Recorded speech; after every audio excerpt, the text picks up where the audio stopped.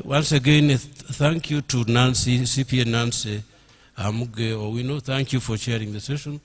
Thank you, Professor. And I'm encouraging you. Professor brought some of products there at the administration desk for a small charge. You can acquire some and eat them.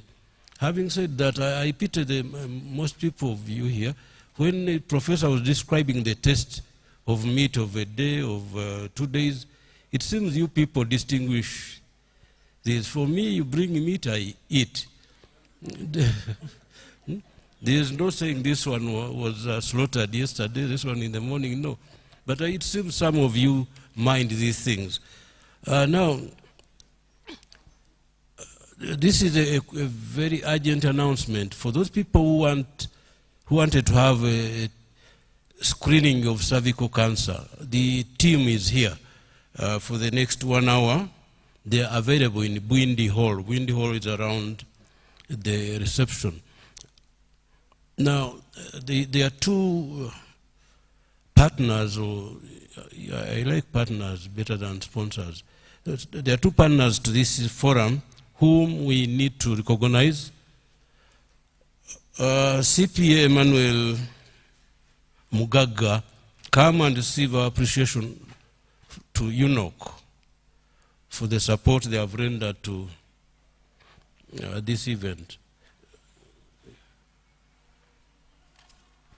And I will request the only past president in the House to come and do the honors. Seventh president. Yeah, because you are fearing the past leaders. In Uganda, past leaders can mean many things, can have many descriptions. Seventh president, please thank UNOC. Hand over our appreciation to CPA Emmanuel Mugaga. As anybody from next year HMS Associates?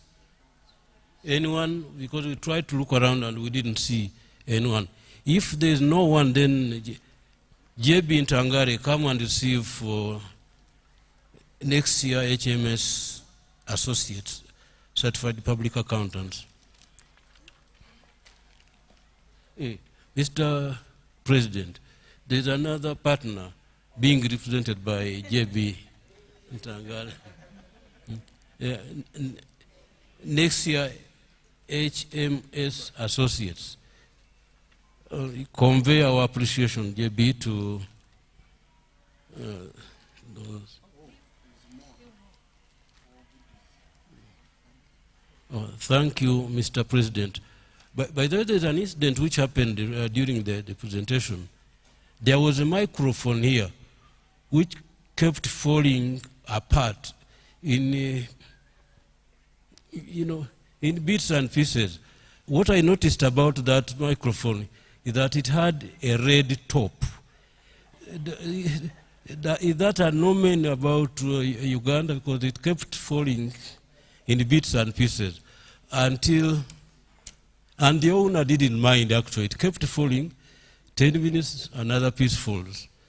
What does that mean? Until we remained with the red top here. Okay. Ladies and gentlemen,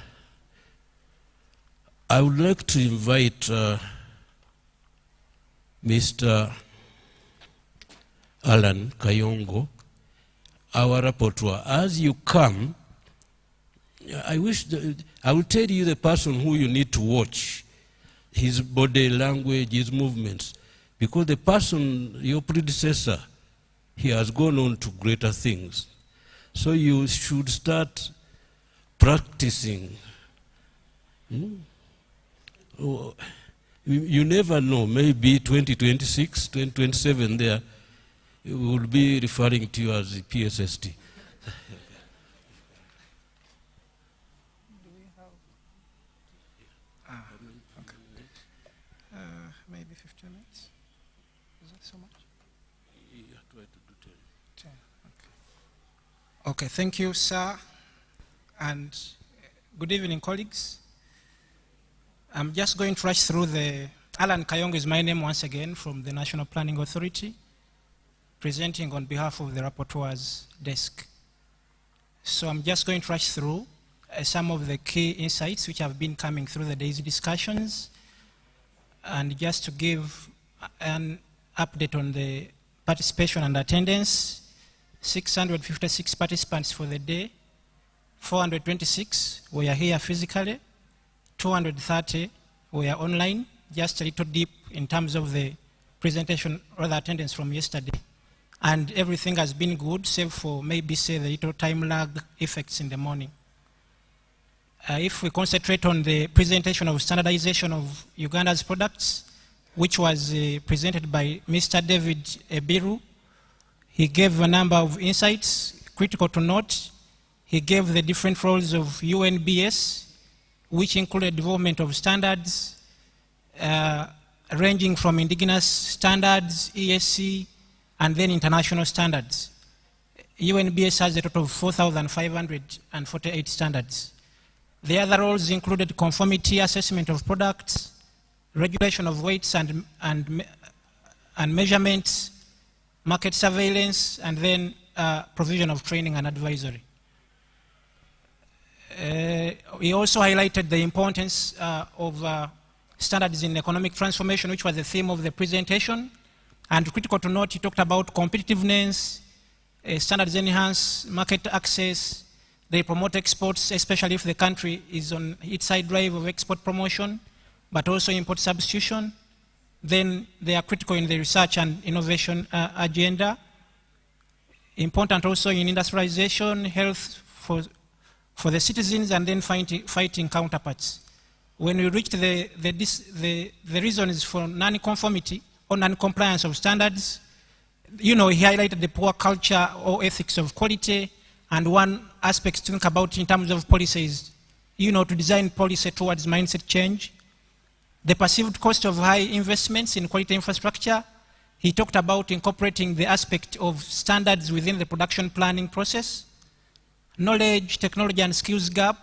One intervention to that could be capacity building, mentorship, training, you know, to those who have the skills gaps.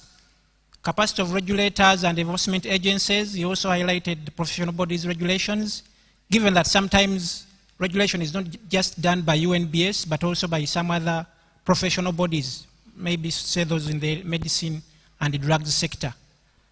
He highlighted the reasons for low compliance of standards, which were dumping, unfavorable BOT, and of course poor standards of living. From the discussion, there was an aspect of voluntary incorporation of the quality management standards within the production system. It shouldn't be something to be forced, but should be something taken, you know, voluntarily. The increase in the lifestyle disease is partly due to the consumption choices we make, but more so which have poor quality. So standards are critical in quality improvement. Controls against forgery of the quality marks. He highlighted that UNBS is doing something towards that, especially given its automating drive and the scanning technology to that effect. ICPAU should help in this regard by including a compliance on standards. That's a debate for us to think about as the council. Companies should also have a management system standardized, especially since we saw that there was so much drive towards standardization of products than processes and services. UNBS is also exploring partnerships. Drug regulation is done by NDA, not necessarily UNBS. Labeling is mandatory, then they also test fuel, so additives don't necessarily, you know, impact on the quality of fuel. He talked about the penalty, which is usually given by UNBS for those who don't comply in the single window clearance, and he highlighted it is all about not repeating for the culprit, whoever has done it. Innovation hubs critical. Standardization cost is not high, especially if UNBS requires just 500,000 per year for those who it satisfies. You know, we could explore aspects of PDM, especially in terms of advising the country and farmers on what to grow, where to grow, and aspects of quality.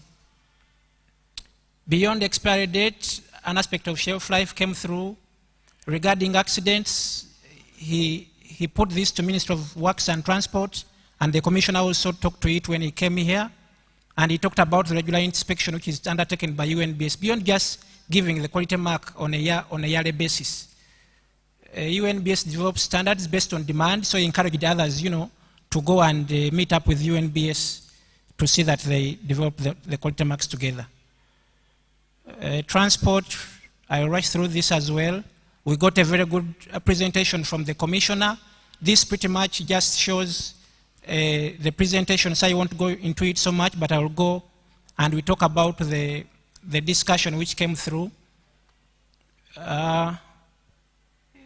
Even the ma'am who gave the discussion on the private sector, he analyzed aspects of transport in terms of infrastructure, vehicles and operations, but she also highlighted the aspect of logistics, that transport on its own self is not independent if you don't incorporate it with the logistic aspects. So life, she also highlighted that life without transport is unimaginable and unbearable. The COVID experiences are very paramount in this regard. Availability of transport alone is not enough, so it will be planned for and developed along the whole transport service chain. Uganda's reliance on road transport is too high, so we could also consider multimodal, rail, air, and water. And also she highlighted transport is the highest contributor to the cost of production. And dealing with that problem would go a long way in reducing the cost of production, but also in increasing the country's and businesses' productivity. Good policies for laws and regulation, which were clearly highlighted by the Commissioner. Then she also highlighted transport is an easy target for taxation and levies, so maybe something should be done in that regard. And then lastly, regulating the transport sector. Through the discussions, it emerged that the accidents are quite many, but specific to note is the UBC Crested Tower Junction, to which the Commissioner asserted that discussions will be taken between KCCA, UNRA, and Ministry of Works and Transport to see what could be done. Then Ministry of Works and Transport has discussed with police on the issue of lead cars. Commissioner offered to sensitize ICPAU on the new road regulations. Maybe the council could give him that opportunity, and he also said we should mind your right. There is a correlation between road safety and revenue collection, so maybe a discussion should take place between Works and Transport and Finance regarding pollution and the environmental levy. But also the discussion on humps came through, that local governments are the ones which want humps in their jurisdictions because of the indiscipline on the roads, which is manifested by the indisciplined drivers. But a discussion to that effect will be undertaken between Ministry of Works and Transport engineers. All road designs, the new road designs must have pedestrian walkways. So, but then it also highlights the fact that the country still has most of the infrastructure which is old, which doesn't have pedestrian walkways. Government is a silent stakeholder in all that is done in Uganda. So he highlighted the difficulty of a single entity or a few individuals undertaking road construction on their own, unless if they come into a framework contract of sorts through the PPPs with government. PDM-related solutions in relating to infrastructure development. Sirens policy came into the mix, but enforcement is critical because we know what the law stipulates or who the law stipulates to have sirens, but enforcement is the most critical aspect.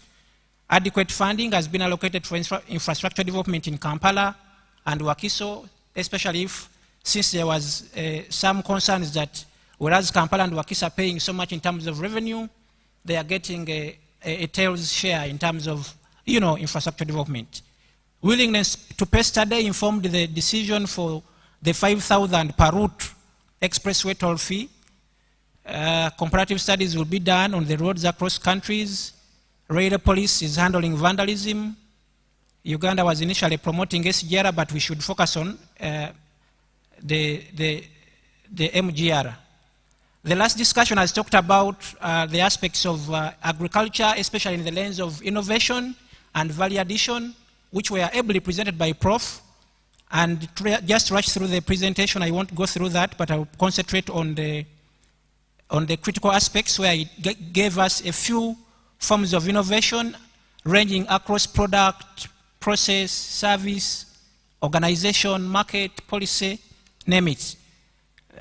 He also highlighted limited silo capacity. However, from my knowledge, I know that the country has enough silo capacity, but it is not being utilized. The country has up to 750 metric tons of silo capacity, but just 30% is being utilized. So maybe this is a point to discuss more about. We should invest in the identified opportunities which he ably presented in tea, beef, gum arabic, cereals, name it. He said we should start small because we may not necessarily have the big capital requirements. We should undertake research before you scale up and you go to the market, cut out some trials, do some self-incubation. He gave us a few of the incubation centers, Churad and Food Technology, and he also said that every public university is required to have an incubation center and a good leisure park, which is in Chila, and is a board member and is willing to help. Quality systems and standards should be incorporated and inbuilt, and we have seen this coming through even to the past days' discussions. You don't have to bargain with the farmers, you just pay the price. Since we know the profit margin and markups are really small in this sector. Pest and disease control, critical. Farmer sensitization and education, critical. Research can't be overemphasized. Positive mindset, critical. Government has seemingly neglected agriculture, but now it is responding. There is a drive towards cassava. And then government should also address the issue of substandard agriculture inputs, since if you're working in an input-output model, your output will be determined by your input. Government should put up knowledge information centers, say in each constituency, and that marks the end of my presentation. I thank you so much. God bless you.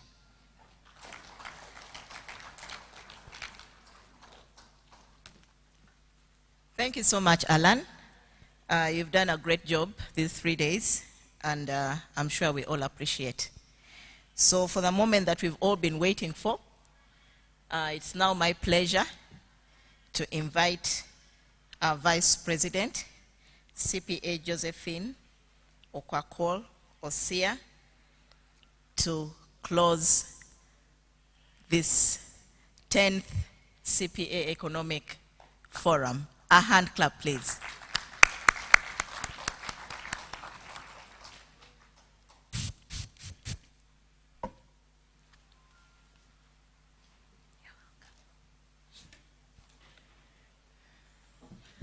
Thank you, Nancy. Good afternoon, everyone. And I think most of you are looking forward to this moment after 3 long days, but very fruitful days. So the president of the institute, the council members present, the 8th president and the 7th president have been guided not to say past presidents. Our guests from the Institute of Rwanda, distinguished speakers, the CPAs, ladies and gentlemen, good afternoon to you all. First, I would like to thank by congratulating all of us for successfully attending this 10th CPA Economic Forum, which is now coming to a close. And I want to thank the physical participants who are here for taking time off to be here, and also those online for your active participation. And as you know, this forum is usually an event which provides a platform for accountancy profession to contribute to policy formulation and policy reforms, as you can see from the topics that have been discussed. So as a council, we are grateful for your contribution, and just wish to reiterate what the rapporteur said. We've had 691 participants attend in total over the 3 days. 415 were physical here and 276 were online.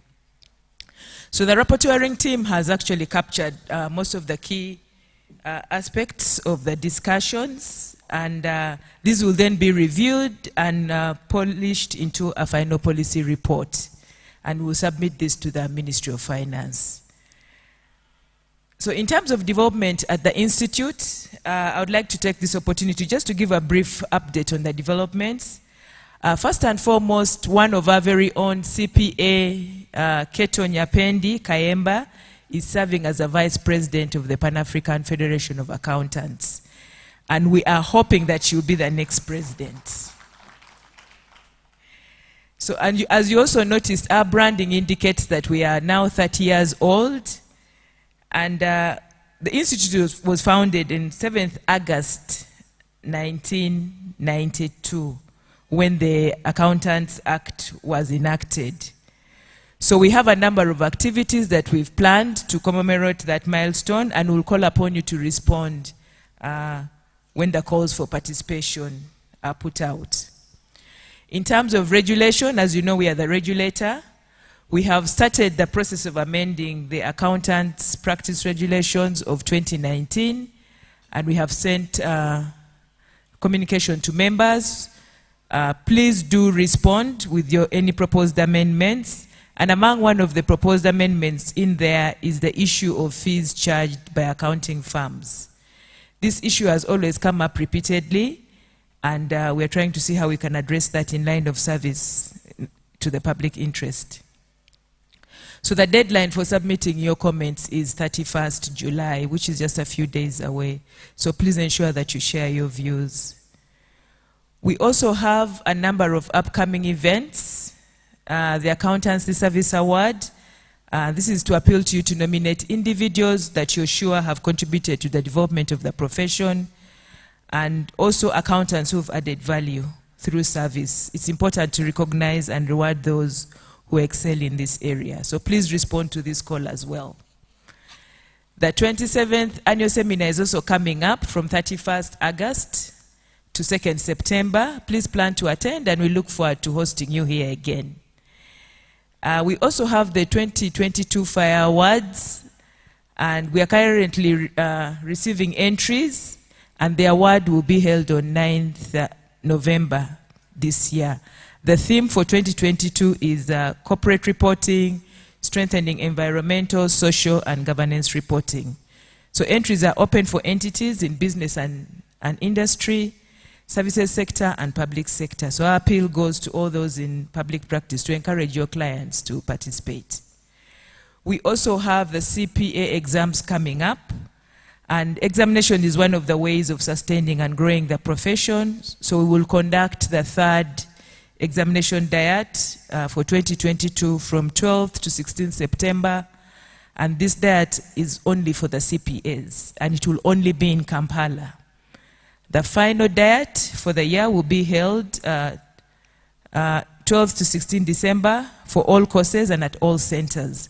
The Institute is also trying to explore the option of online exams, and we'll get back to you when there is progress on that. The Institute also has a mentoring program, and we urge all accountants to join in this mentoring effort by mentoring at least one individual.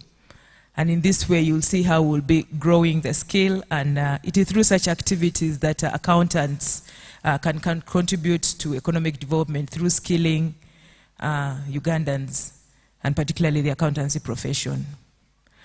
We also want to recognize that each of you makes individual contributions at your workplace, and let's continue to exhibit professionalism in whatever we do. So as I conclude, ladies and gentlemen, I take the opportunity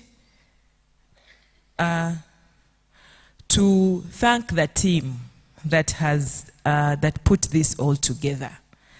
It's not easy to organize such a forum, and therefore I wish to express Council's gratitude to the people and the organizations that have contributed to the success of this 10th CPA Economic Forum.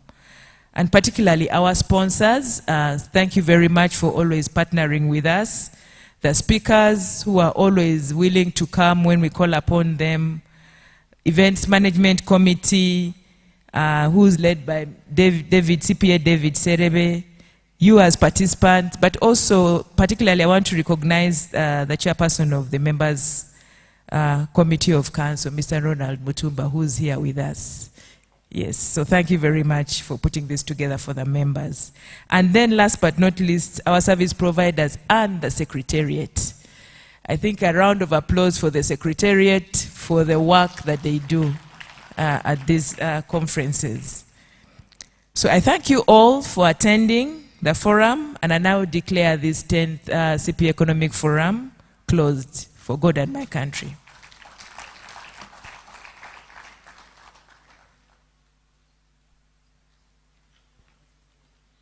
Thank you, Madam President.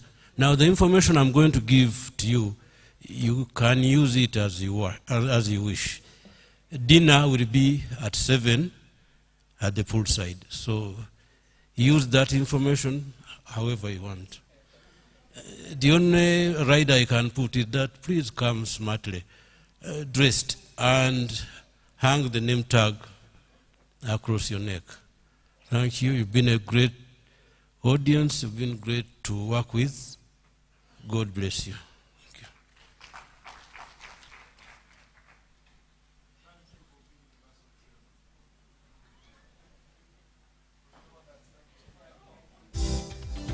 you. Uganda is full of many treasures, but there is one that connects us all, that helps us grow and evolve together to more wealth creation, better infrastructure, and better service delivery.